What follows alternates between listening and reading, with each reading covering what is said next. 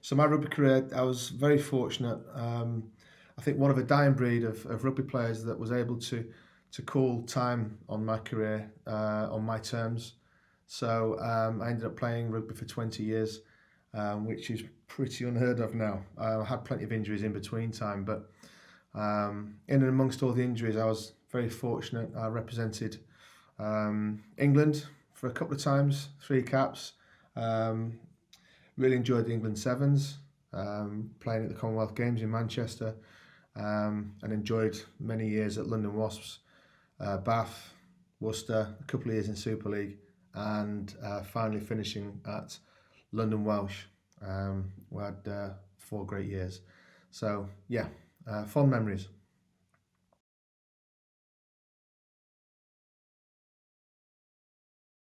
Well, retirement in itself is very difficult.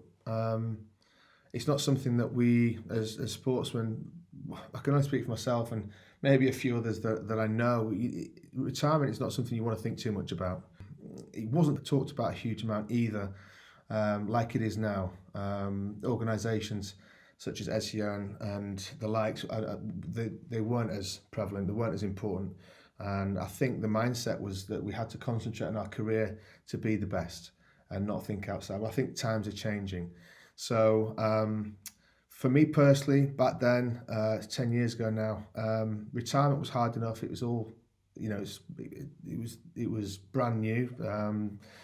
I didn't expect to retire exactly when I did. Didn't have a long lead up time to it. But that's no different to anyone that sustains a bad injury. So yeah, retirement was difficult for many different reasons. Personally, internally, self-doubt creeps in without a shadow of a doubt. What am I going to do next? What am I going to enjoy as much as my rugby? I think that was the biggest thing for me. External forces, things, such as perhaps aligning yourself with the wrong people. Personally, again, probably, sort of putting too much trust in people that showed an interest in my ideas. Well, I didn't do my due diligence a couple of times and fell foul of some pretty unsavoury business behaviour. And unfortunately for me, in one instance, that's now in the hands of the law now. So, we will have to wait and see. But there's certainly more support available now, I feel, for ex-athletes, and current athletes, um, in order to make sure that that sort of thing doesn't happen.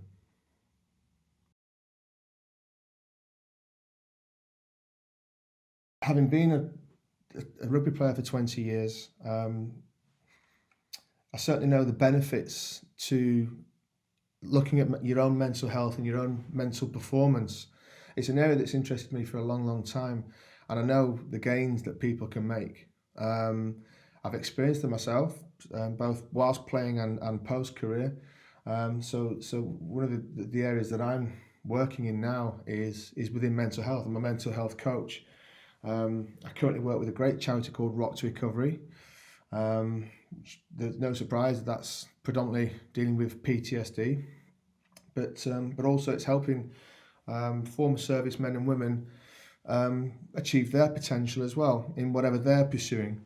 So it's a great space to be in. There's a lot of parallels between the armed forces and sport, as we know, um, and it's a thoroughly enjoyable job. So the other things in and around mental health that I'm pursuing centre around player welfare and mental health. And yeah, it's just as all best ideas seem to come from personal experience and personal growth, and speaking to lots of people about it. There seems to be a couple of areas where we can just maybe get a little bit better and move with the times. So exciting times ahead, hopefully, and yeah, I'm really excited about these opportunities.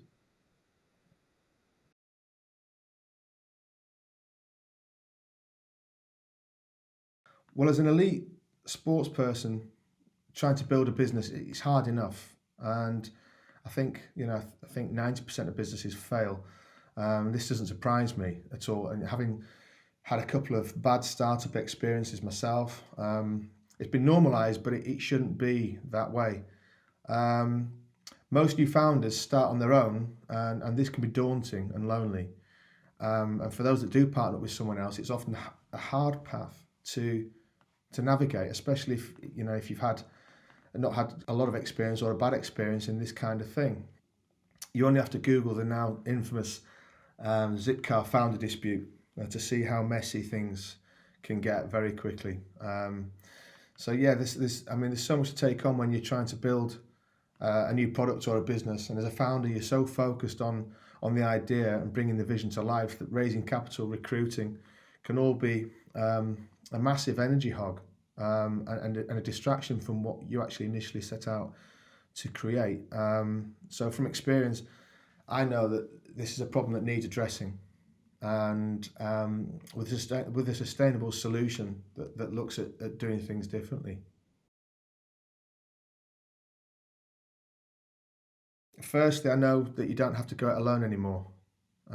Something that I fell foul of a little bit. I mean, not for a bad reason really. Just had confidence and the desire to do what lots of other people have done. But by and large, not those people haven't had 20-year careers prior to this one.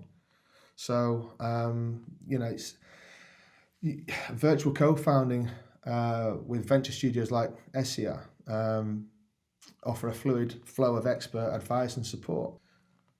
Their unique equity structuring model is paving the way for building businesses with fairness, which is key, and trust, which, as I've already touched on, is massively important.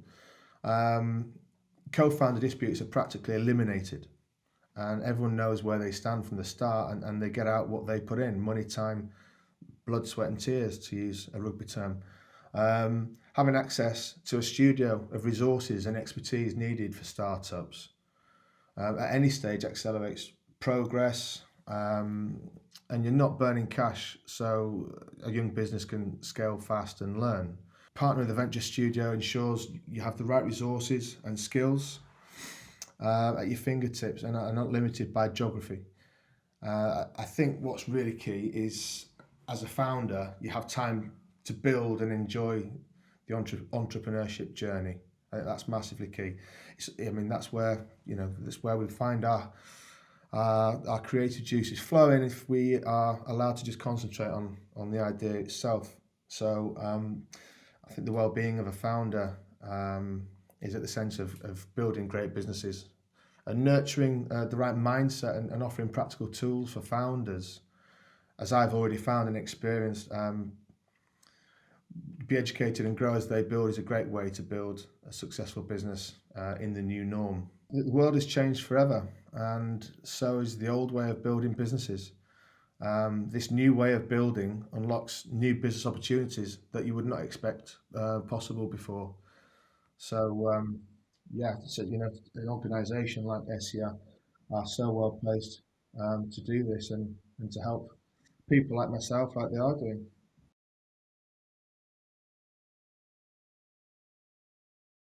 I would say start learning, being one. Just don't leave it. The structure of the courses and the structure of the support is with the athlete in mind, and this has been, what you're offering it has helped me with other things going on in my working life. So for a sportsman or sportswoman, it's no different. It's all structured with your current profession in mind. So start learning now. Start learning new skills. If you have an idea and you want to explore that idea, it means you are entrepreneurial. However, if you attempt to go that alone, it can quite easily get tougher. And this shouldn't be the way. When things start to get a little bit tougher, things like procrastination can set in, and self-doubt, and then your learning then on the job is hindered, and your productivity is hindered. So new learning keeps those kind of things well away from the main focus, which is your idea. Second bit of advice, I would say share your ideas. Not with everybody. Don't use social media to share your business ideas on there, because that will backfire and you'll lose it. But share your ideas with trusted partners, Again, actually, having thought about this now, I did share my idea with somebody and it got stolen. So it's absolutely imperative that you share it with people that you can trust and organisations that you can trust. It doesn't matter sort of what stage of your career you are either. If you're playing or considering retirement, or if you're 19 years old and you've just signed a professional contract, and you have an idea, quite often based on from your sort of personal experience, share it with people you can trust, an organisation that can take it somewhere and make it a reality, or save you the time and save you the money from exploring an idea that maybe hasn't got the legs, but at least you'll have an understanding as to why it's not going to work, rather than taking it so far, which can cost time, money, and relationships. So definitely recommend sharing it. And last bit of advice, probably focus on your thinking. Um, what you think and how you think can affect the results of what you are pursuing. Um, and as we know in sport, preparation is key.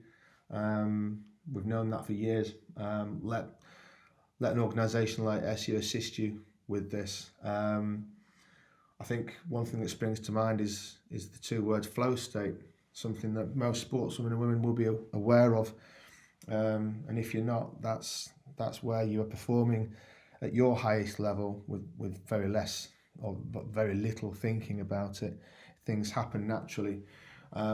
Well, that's what we're trying to achieve in life as well, and that is more achievable when all the components of bringing ideas to fruition are everything's taken care of. So yeah, don't underestimate the power of asking for help, and yeah. So yeah, just to recap, start learning now, with your ideas and how to develop those. Share your ideas with trusted people and organisations such as ESIA, and focus on your thinking. And let's ask for help so that we can achieve this flow state within our life and our business.